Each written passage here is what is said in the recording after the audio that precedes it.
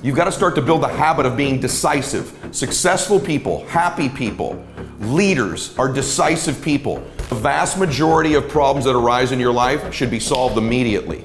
Like 85% of them. Resolved immediately. Make a decision, massive certainty, take action, it's gone. There are 3 steps that I always take once I've arrived where I'm ready to take action towards solving problems. Number 1 is, welcome back to Max Out, everybody. I'm Ed Mylett, and I am so excited about today's program because I feel like it's going to make such a difference in so many people's lives because of all of the direct messages I've been getting from people in the Max Out universe saying, Ed, would you please cover this topic? It would make one of the biggest differences in my own life because it's something that I struggle with. And that topic today is problems, specifically how to solve problems better.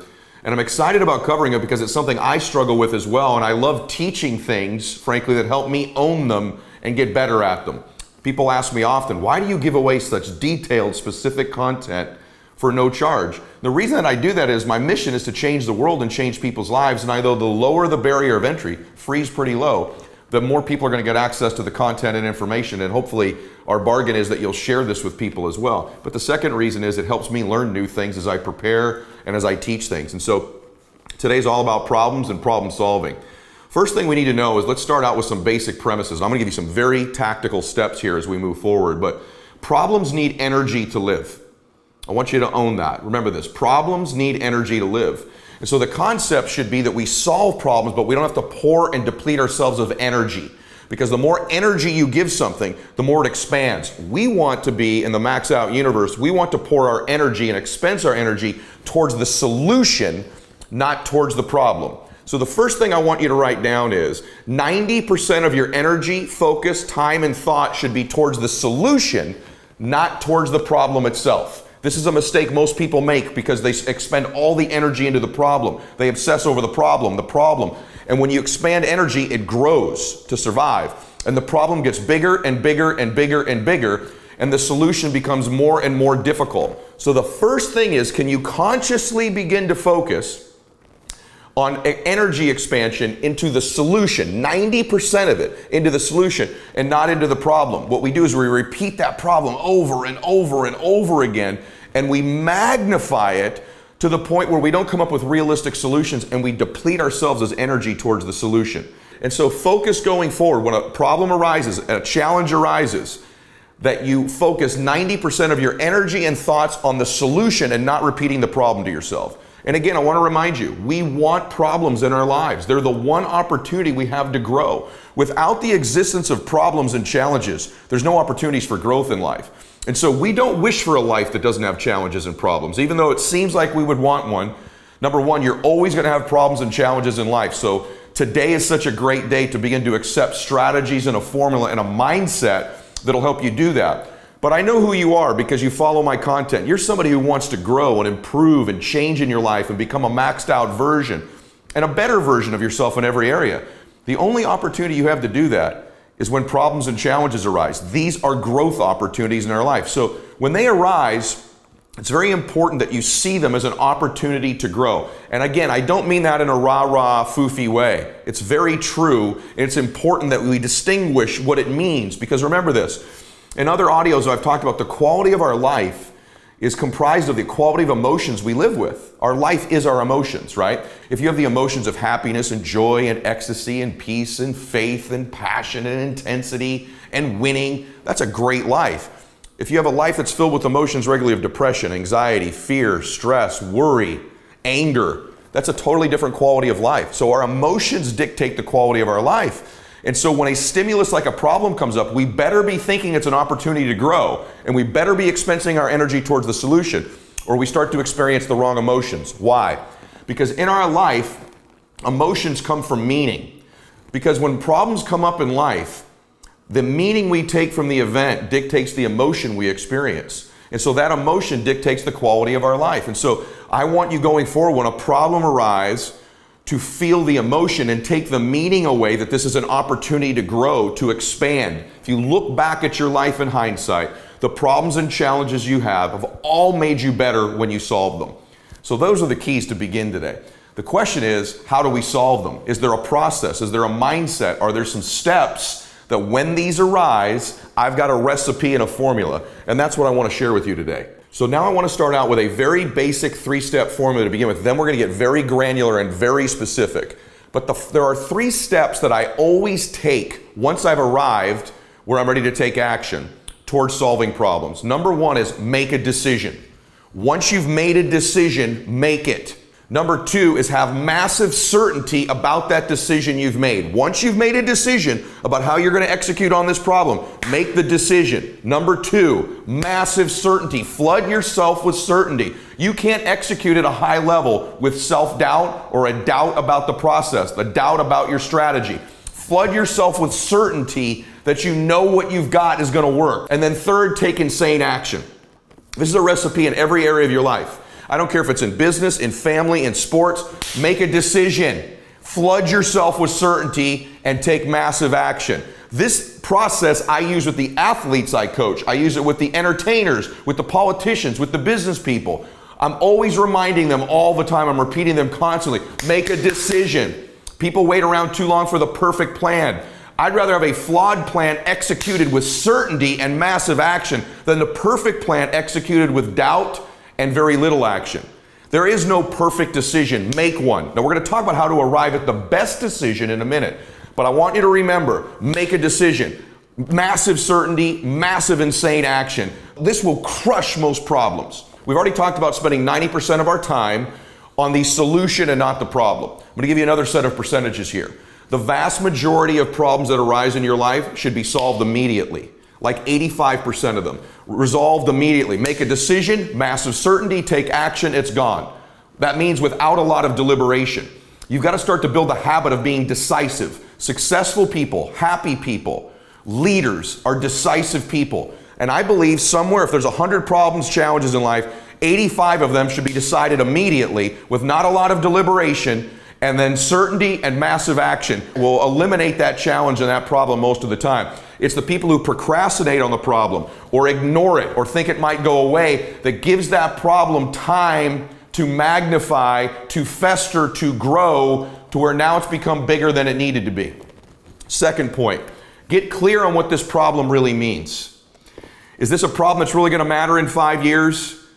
Really? Because what we do is, we talked earlier about meaning. What we do is most people, a problem comes up and we begin to flood ourselves when they stack it and stack it. This is a pattern most people go into, and they lose perspective on how really important this problem is. They lose perspective. They get foggy because they've increased their stress level so high that now the problem is difficult to solve because you've lost perspective on really how big of a deal it is. And so make sure you're very clear. Is this something that's going to matter in 5 years? Because if it's not one of those types of problems, for the most part, massive action, 85%. We're going to talk today about the 15% of the time where it requires a deliberation and a process to solve it.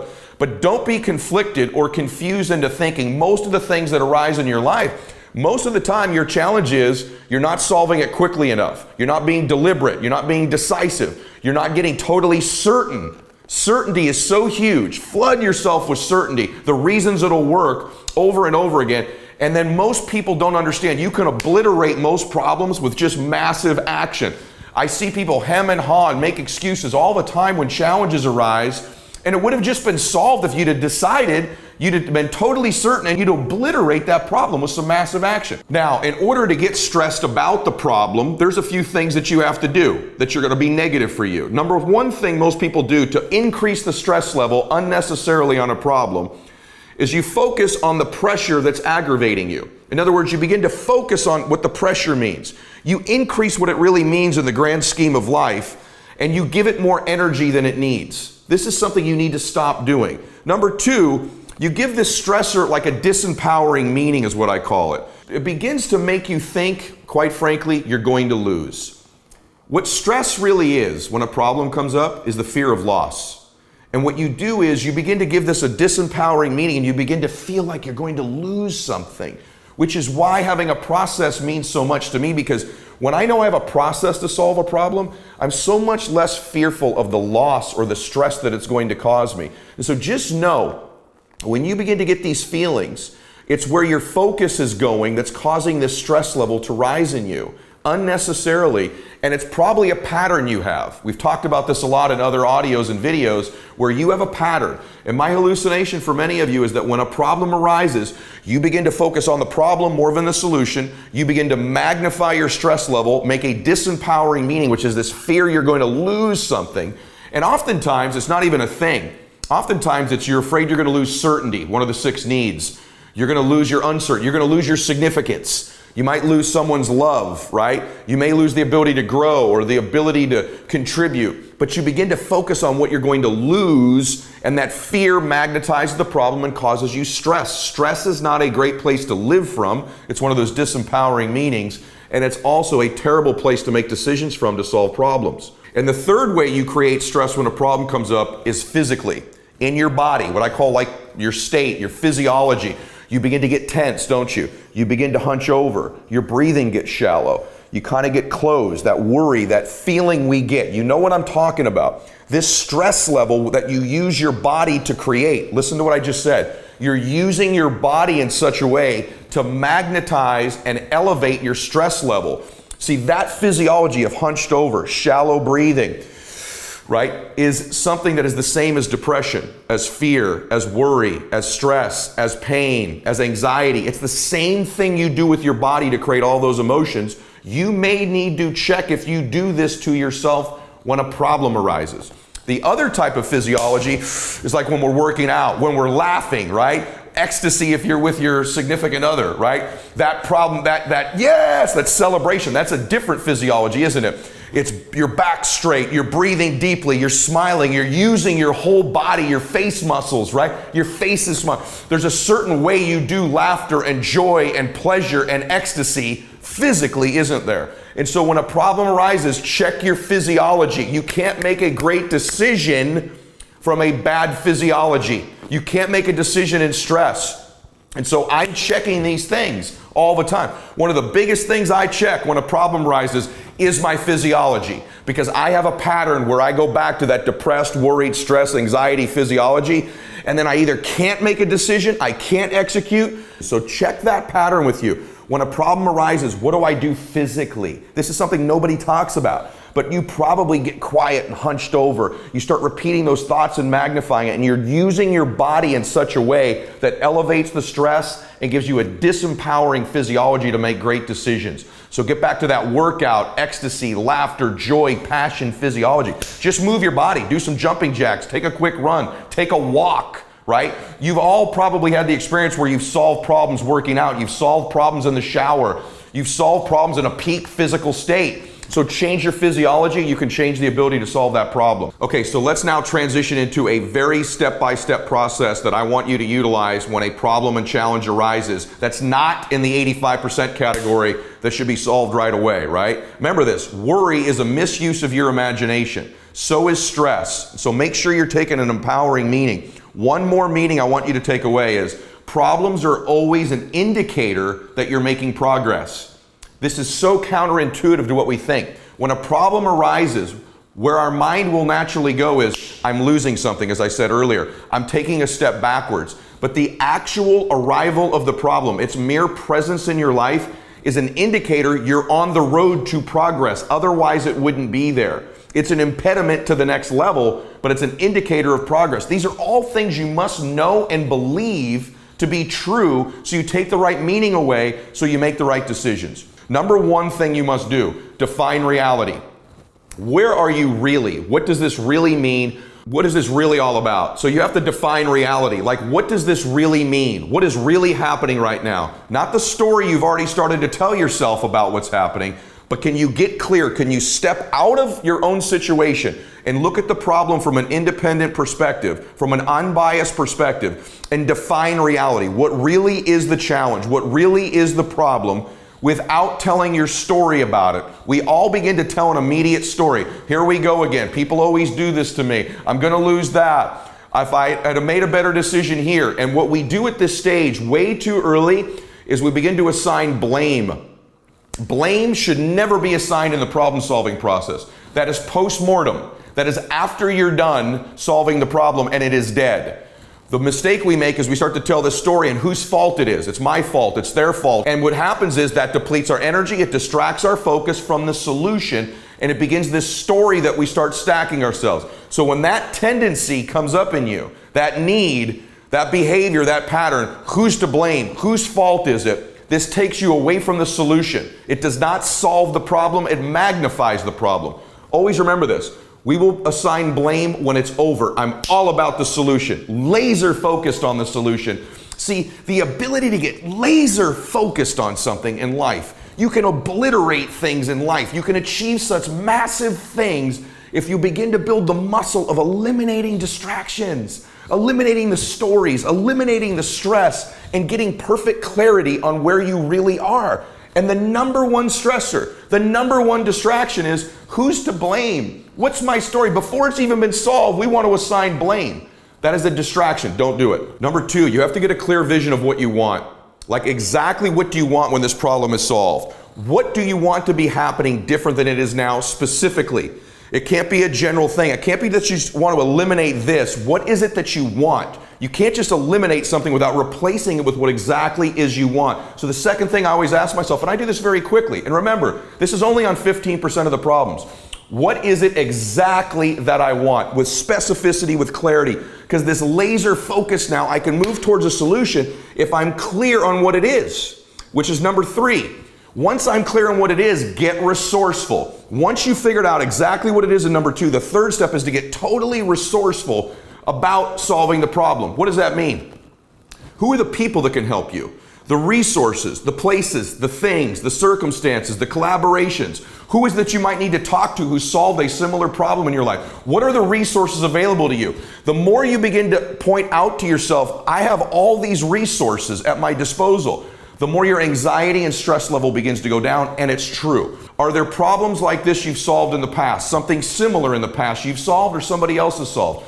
Most people get very unresourceful. They feel like there's no hope, no help. So ask yourself, how do I get resourceful? What are my resources here? And then the last thing, if I could just say this to you that are people of faith, or if you plug into the universe, why don't you embrace the fact and the belief that you're being guided, that there's a blessing happening in your life, or that you can plug into something that's got great answers for you. There's resources everywhere for you. For those of you that are people of faith, or even if you're somebody who you don't have a specific religion, but you plug into the energy of the world.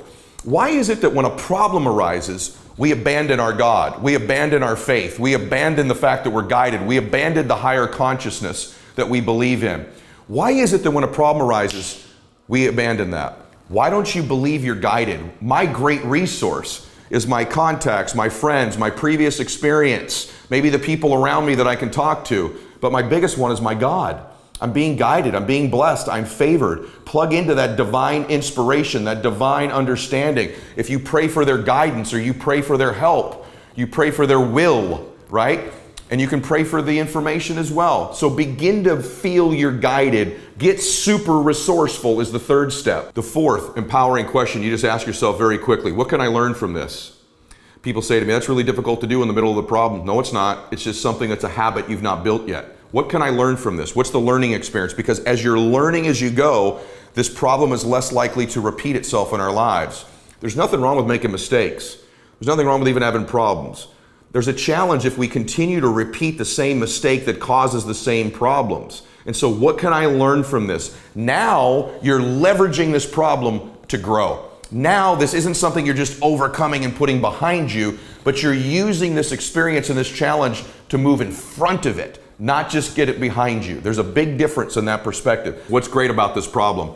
That's a difficult question to ask when you're going through the middle of it, Ed. No, it's not. Not if you build the habit, not if you begin to think like this, because what that does is it changes the meaning to you. It puts you in an empowering state and not a disempowering state. So what is great about this? There are always great things in having problems and challenges, whether it's going to be that you'll be more prepared next time, or you're going to put things in place that will prevent it from happening next time, or what you're going to learn from it, or how you're going to grow from it, or who you're going to connect with from it, or the other ancillary things that are going to be improved, or the fact that it just gives you a challenge and keeps you alive, right? But what's great about the problem? It just helps you take the right meaning. The more we can get in the right state and the right meaning, the more we're going to be able to do the three things we talked about, which is make that decision, load ourselves with certainty, and take take massive, insane action. So the more you understand a couple reasons this is great, the more you've learned something from it, the more you're flooding yourself with certainty. All of these are steps that help you with step 2 I shared earlier of flooding yourself with certainty. Because I know when I said that earlier, like I know you were thinking, I can make the decision, and I understand number 3 with insane action, but how do I get more certain? How do you do that? You do that by taking away what you're learning, by taking away what's great about it. And number 5, what's not perfect yet? And that question is different than what's great. What's not perfect yet? And you begin to understand what could make it more perfect. It helps you refine and get more specific, and it helps you with your certainty. Number 6, what am I willing to do to make it the way I want it? This is important because there will be things in a minute you're not willing to do. But what are you willing to do? Is it an expenditure of money, time, resources, calling in a favor with somebody, calling a meeting, willing to call a friend about something? What are you willing to do to make it the way you want it? Now that you're clear on how you want it to be, what are you willing to do to make it the way you want it? And that leads to number 7. What are you not willing to do to make it the way you want it? Maybe there's an extent you will not go to solve this problem. There's a level to which you will go. There are things you won't do. It might be, I won't compromise my integrity. I won't lie. I'm not going to spend more than this money on it, or this time, or this resource, or this energy. This is important to quantify as well because it helps create for us more certainty and it gives us more clarity. I won't do this. I won't cheat. I won't be unethical. I won't raise my voice. I won't ruin a relationship over this. It might be with a person at your job or who works for you and they're creating a problem for you. I've had situations like this. A few weeks ago, one of my colleagues was not holding up their end of the bargain on their work and I wanted to solve that problem. And I thought about how I could grow from it, what was good about it, what I could learn from it. I got resourceful about it. I decided what I was willing to do, but I also decided what I wasn't willing to do. And what I wasn't willing to do to solve this problem was to ruin that relationship with this person, was to hurt their self-confidence, was to give them more pain and anxiety and worry in their own life because I knew part of that was the reason they were struggling that created the problem in the first place. Their own pain, their own anxiety, their own worry, their own fears helped create this problem I was solving. And I was unwilling to contribute more to that to solve it. And then lastly, how can I enjoy the process? Wouldn't it be nice to enjoy the process of overcoming challenges and problems rather than always being a grind, always being something we hate, always being painful? And again, this isn't fluff. Sometimes challenges and problems are just painful things we're going to get through. But these questions can empower you to make it less this way. And so ask yourself that question, what can I do to enjoy this? Because the more you can find enjoyment in the process of something that's going to always be in your life. Just think about this. We have this sort of fantasy that if I can get rich enough, or I can get in the perfect relationship, or I have the best business, or maybe if I just don't do anything and I retire someday, I won't have problems and challenges in my life. Now, we consciously know that's not true, but it's sort of the fantasy we live with. And now that I point that out, you go, that is crazy. Of course I'm always going to have these things. So since you have an acceptance that problems and challenges are going to exist, isn't it probably important that you learn to enjoy the process of overcoming them and solving them?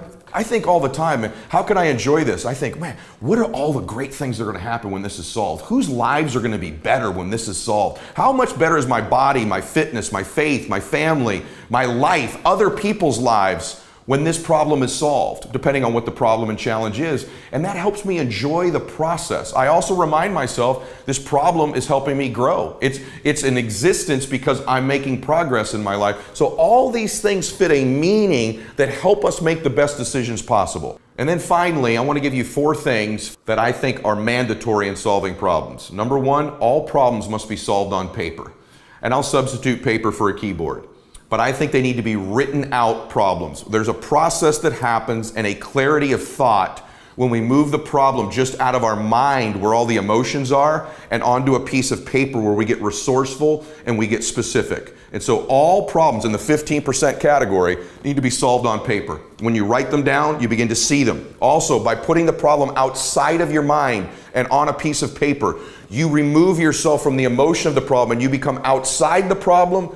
And your perspective changes simply by writing it. It gives you a different level of awareness to solve the problem from. It removes you from it and the emotion, oftentimes, and it gives you a worldview, a perspective of above it that's different than when you're in it in your head. This is a huge thing I do on almost every problem I have that's in the 15% category is putting it on paper. Then I'm above it and not in it, and I have a much better probability of solving. That's a huge one. Number two is we talked earlier about being clear on what you want, but I also want to attach to that having a perspective as to why you want it. So not only being very clear about what you want, but why you want it, and then ask yourself inside that question, how do I know when it's solved? What's my perspective? What's my evidence I need to know the problem was solved? Number two, so it's in writing. How do I know when it was solved? What evidence? What would need to happen? What do I exactly want? Why do I want it? And what's the evidence that it was solved? So that you will move past it, so that it's something that is now behind you, but more importantly, you are in front of it. Third is always remember decisions are made on probability. Once you've made that decision, right, what have we talked about? Flood yourself with certainty and take massive action. But all decisions are made on probability, meaning there's never a perfect plan. You may make a decision to solve a problem that doesn't work, but what we're trying to do is make a decision that gives us the highest probability of solving it. So make all your decisions based on probability, not perfection. If you're sitting here waiting for the perfect solution, or if it doesn't work, or you've had any experience in your life when you tried to solve something and it didn't happen, you're setting up an unfair standard for yourself. Problem solving is about probability, so make sure you're making a decision that gives you the highest probability of solving it. And then fourth, all decisions need what I'd call like value clarity. Often you're going to have several results you could choose from to solve a problem, or there'll be several results when you solve the problem. And then you got to be clear about their order of importance. Sometimes one problem has 3 or 4 problems connected to it, or the solution of it will cause 3 or 4 different things. So it's getting clarity on importance level of solving the problem in its order. And then finally, I want to remind you of one thing on solving anything in your life, on making any change, whether it's solving a problem or just taking your life to a different level. In my opinion, it's always 75% psychology and 25% actual mechanics. And so I want you to be thinking about what you're thinking. The pathway to the best solutions, the pathway to great change in our life is always 75% what I'd call psychology or thinking, and 25% of it is the actual physical execution of the problem. So when you're making the decisions, focus 75% on the psychology and the mindset, 25% on the execution. And I hope that helps you today with some very tactical steps. I don't know that I've ever laid out more tactics and steps in one thing because it's such an important topic. And I got to be honest with you. There's a great song Biggie Smalls had for years, more money, more problems, right? And the truth of the matter is, that's true. And so if you're thinking that the wealthier you get or the more successful you get, the fewer problems you're going to have, that's not the case. And all the people that are achieving in their life right now are nodding their heads across the world listening to this because they would all tell you, and you could tell this too, you have more problems now than you did when you were a kid. Right now in your life, if you're at a higher level than you were 5 years ago, there are more frequent problems and sometimes even bigger problems as you progress in life. That's why it's so true that problems and challenges are an indication of progress. Show me the size of your problem and I will show you the size of your success and frankly the size and scope of your life. And so please know, learning to solve problems at the level you're at now and having a formula and a recipe like what I just talked about is so critical. You may say, look, at my level, I don't need to know what's great about a problem. I don't need to know what I'm learning from it. Yes, you do, because you're building the habits and routines that'll serve you as the problems get bigger and bigger and bigger in your life and the challenges. And what's wonderful about that is it also proves to be true what I told you earlier. The bigger the problem and the challenge, the bigger the opportunity, the greater the indicator you're going to grow and have progress. Because I'm telling you, as someone whose life's grown pretty substantially the last 25 or 30 years, I don't have fewer problems, I have more. And they're not smaller, they're bigger. And every one of them is such a wonderful opportunity for me to grow and to change and to experience to help other people. But it's also been an indication all the way in my life of progress. I'd be terrified, I'd be miserable, I'd be concerned if my life started to not have problems on a regular basis and challenges. I do love them. I do look at what's great about them. I do look at how I can enjoy them because they're a constant and a staple in all of our lives. And so it's not going to go away as you climb the ladder. That's why having this formula and this recipe is so important, and important that I give it to you now. I just want to tell you how much I believe in you, and I share this kind of level of specificity. And let's just be honest, I don't mean to be braggadocious, but nobody in the world shares this level of content and specifics anywhere, particularly for no charge. And all I ask for you is that you just share the program with people. Also, if you're listening to this on an audio platform like iTunes or Spotify or my website, go over and subscribe to the YouTube channel so you're getting the videos as well.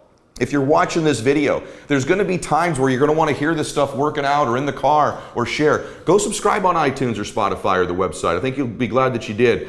And then lastly, I want to remind you every day, I connect more than anybody on social media. In fact, Instagram blocks my account half the time because I do it so much. The Max Out universe is getting huge. #1 growing account in all personal development, all business, life strategy, on all social media the last year and a half, and that's because I engage so deeply. And so every day I run the Max Out 2-minute drill. Just every day when I make a post on my main feed on Instagram, if you make a comment within the first 2 minutes, you qualify every day. We make a drawing every day. Everyone who makes a comment the first 2 minutes, we pick a winner every single day. And those people get Max Out gear, my book, coaching calls with my guests, coaching calls with me. It's pretty cool stuff. I don't think anybody else does it, and it's something I'm very proud of because it keeps me connected with you, and I know what content to create, and I can help you on a one-on-one basis every once in a while. And so make a comment, follow me on Instagram, turn your notifications on, and make a comment within the first 2 minutes, and you're enrolled every day and a chance to win. By the way, here's the other thing that's cool. If you miss the first 2 minutes, but as long as you make a comment on every post I make every day,